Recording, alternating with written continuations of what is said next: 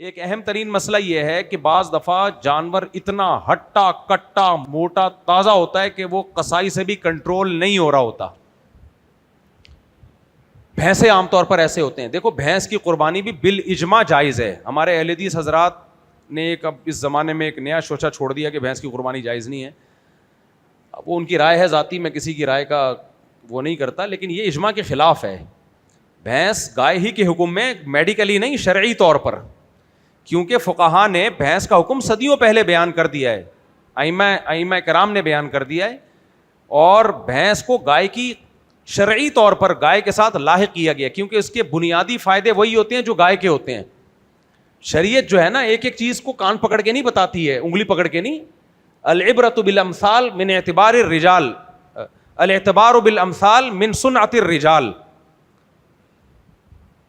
ایک چیز پر دوسری چیز کو قیاس کرنا یہ مردوں کا کام ہوتا ہے. بچوں کو ایک ایک چیز سمجھائی جاتی ہے, یہ نہیں یہ نہیں یہ نہیں, عقل مندوں کے لیے اشارہ کافی ہوتا ہے. تو حضرات فقہا نے دیکھا کہ گائے جو ہے اس کے جو چار جانور جن کی قربانی کی ہمیں اجازت دی گئی ہے نا, ان میں کامن چیز کیا ہے؟ جگالی کرتے ہیں, گھریلو ہیں, پالتو ہیں, ان کے دودھ اور گوشت سے فائدہ اٹھایا جاتا ہے. یہ چار جانوروں میں کامن یہ ہے. تو بھینس بھی گائے کی طرح ہی گھریلو بھی ہوتی ہے, دودھ سے فائدہ اٹھایا جاتا ہے, گوشت سے فائدہ اٹھایا جاتا ہے. یہی وجہ ہے کہ گائے کی جو زکوٰۃ کا حکم ہے وہی بھینس کی زکوٰۃ کا بھی وہی حکم ہے. اب ہمارے اہل حدیث حضرات کہتے ہیں بھینس تو نبی کے دور میں تھی نہیں, تو آپ نے بھینس کو گائے پر قیاس کیسے کر لیا؟ یہ ان کی دلیل ہے. دلیل سمجھ میں آ رہی ہے؟ بھینس تو نبی صلی اللہ علیہ وسلم کے زمانے میں ہمیں بھینس کا تذکرہ نہیں ملتا نبی کے, تو جب وہ تھی نہیں تو اس کی قربانی کیسے ہوگی؟ اس کا جواب سمجھو. یہی سوال ہم اہل حدیث بھائیوں سے کہتے ہیں کہ یہ جو موزے جن پر آپ مسح کرتے ہو یہ نبی کے دور میں نہیں پہنے جاتے تھے, ان پہ مسح کو آپ نے کیسے جائز قرار دے دیا؟ یہ جو آپ ساکس پہنتے ہو,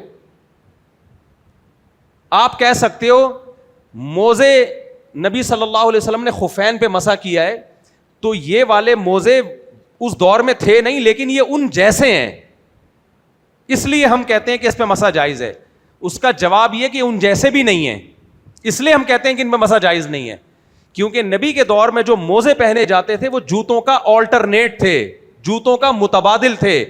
اس لیے فقہا نے بیان کیا کہ عین وہ موزے ہونا ضروری نہیں ہے جو نبی کے دور میں تھے, وہ ہوں یا ان جیسے ہوں تو ان موزوں پہ مسح جائز ہے. تو وہ موزے ہوں یا ان جیسے, جیسے کا مطلب جو جوتوں کا آلٹرنیٹ ہوں.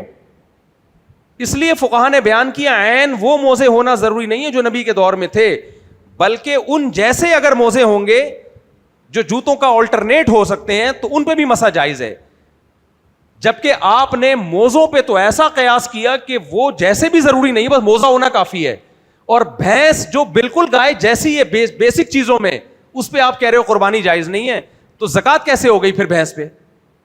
کیونکہ ہمیں تو گائے کی زکوٰۃ کا ہمیں ملتا ہے, بھینس کی زکوٰۃ کا تو ہمیں حکم, بھائی شریعت میں بھینسوں کی زکوٰۃ کا تو حکم بیان ہی نہیں ہوا ہے, لیکن پوری امت کا اجماع ہے بھائی جو گائے کی جس گائے کی جیسے زکوٰۃ نکلتی ہے ویسے ہی زکوٰۃ کس کی نکلے گی؟ بھینس کی بھی نکلے گی.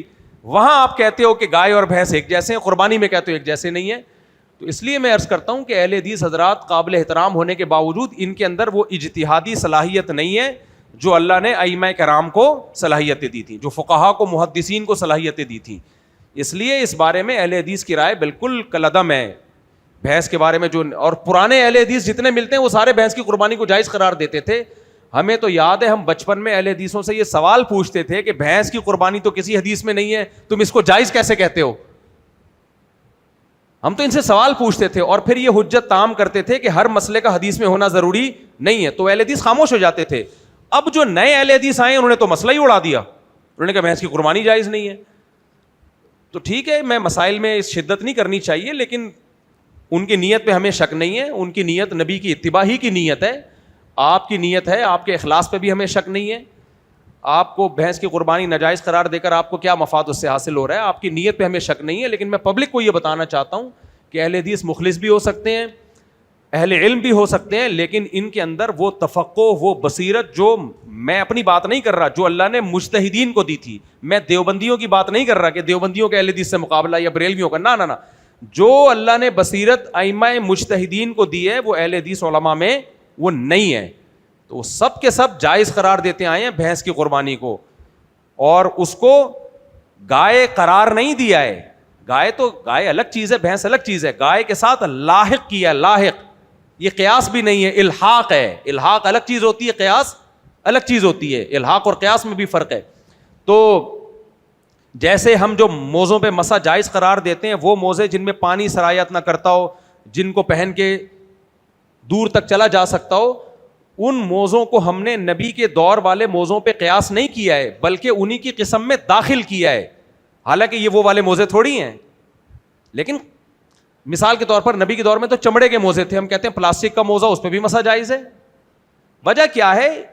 یہ اسی میں داخل ہیں, کیونکہ موزہ بذات خود مقصد نہیں ہے. موزہ تو ایک لفظ ہے,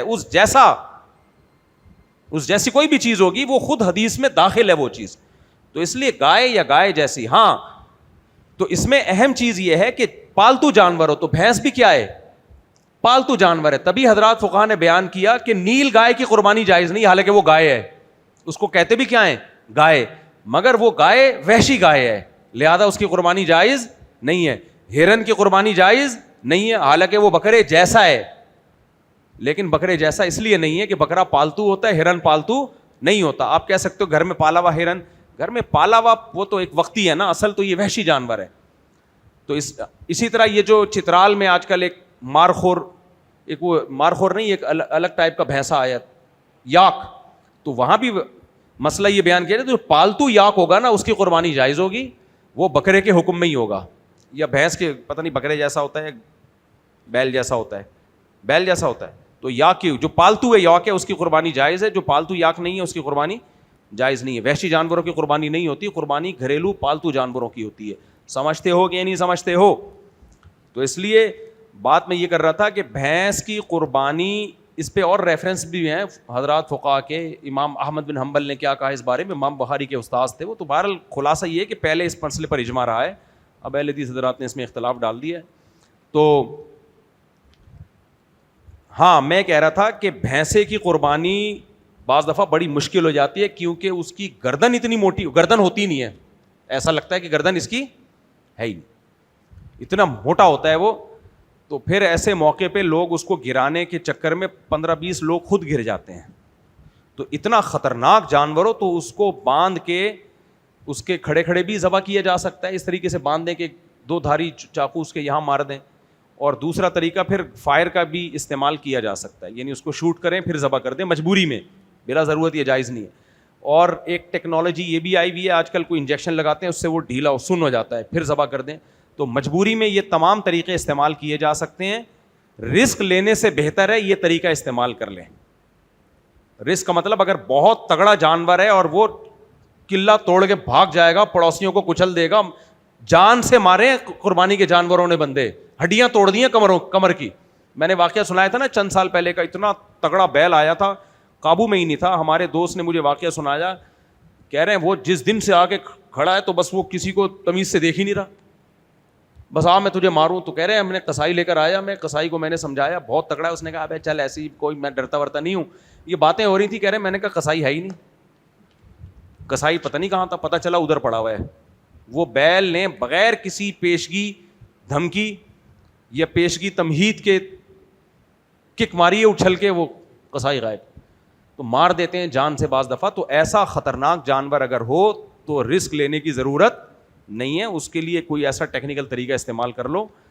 اپنی زندگی کو بھی خطرے میں نہ ڈالو, دوسروں کی زندگیوں کو بھی خطروں میں نہ ڈالو, اس سے قربانی کا مذاق بھی بنتا ہے.